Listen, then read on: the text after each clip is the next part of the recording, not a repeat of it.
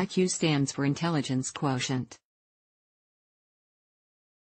IQ tests are tools to measure intellectual abilities and potential. They're designed to reflect a wide range of cognitive skills, such as reasoning, logic, and problem solving. It's a test of intelligence, something you're largely born with. It's not a test of knowledge, which represents what you learn through education or life experience. To know your IQ, you take a standardized test in the presence of a trained professional. IQ tests you find online might be entertaining, but the results aren't valid.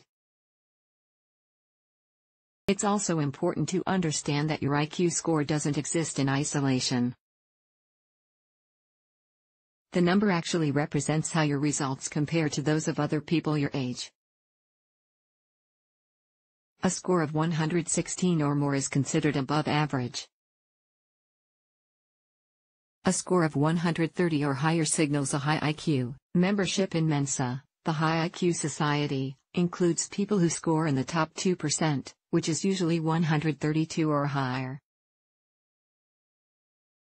Keep reading as we explore more about high IQ, what it means, and what it doesn't mean.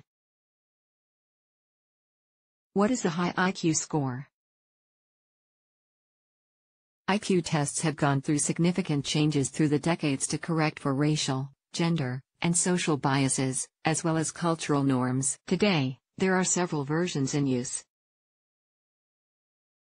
They may have different methods of scoring, but they all use 100 as the average. IQ scores follow a bell curve.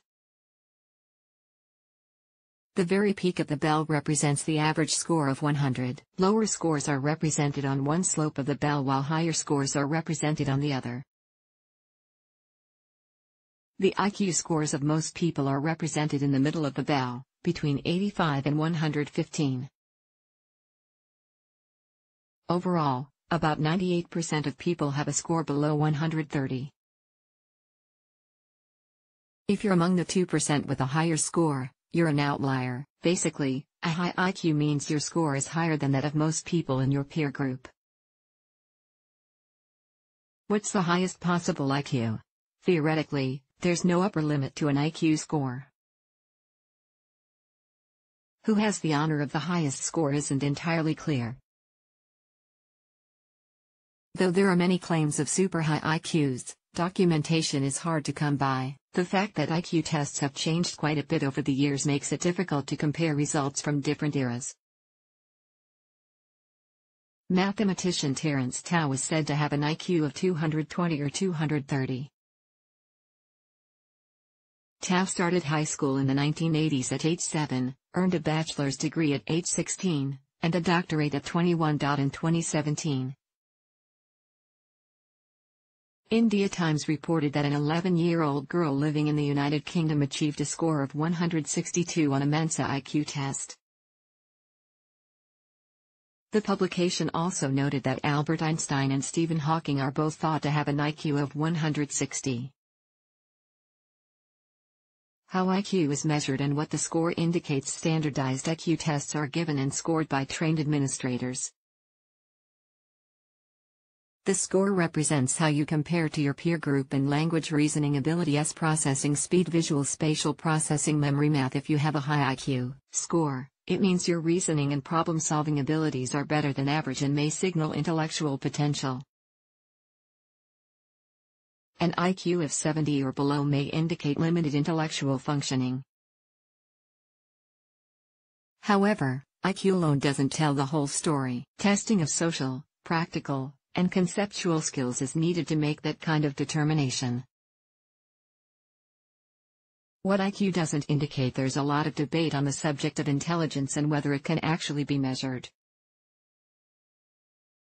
There's also no shortage of debate on the accuracy of scoring. A 2010 study validated the average scores in 108 countries, finding countries in Africa to have consistently lower scores. That same year, other researchers took great issue with that study, calling the methods used questionable and the results untrustworthy. The decades-long controversy over IQs won't end anytime soon. When it comes right down to it, Don't read into this single number as the definitive measure of your intelligence. IQ scores can be affected by factors such as nutrition, health conditions, access to education, culture, and environment. Whatever your IQ, it can't accurately predict how your life will turn out. You can have a high IQ and attain little success in life, or you can have an IQ on the lower side and do very well. There are many paths to success, and we don't all define success the same way. Life is more complicated than that, involving many variables. Life experience and curiosity about the world matter, so do character, opportunity, and ambition, not to mention a little luck.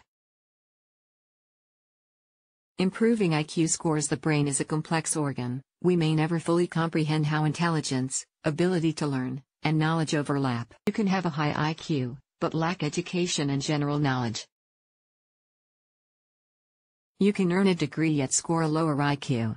IQ tests measure your ability to reason, grasp ideas, and solve problems. Intelligence, in that respect, may be a matter of inheritance and potential. For the most part, IQ is generally considered stable throughout life. Your IQ score is still a measure of how you compare to others in your peer group. IQ scores will remain fairly stable if everyone in a group begins to perform better on testing.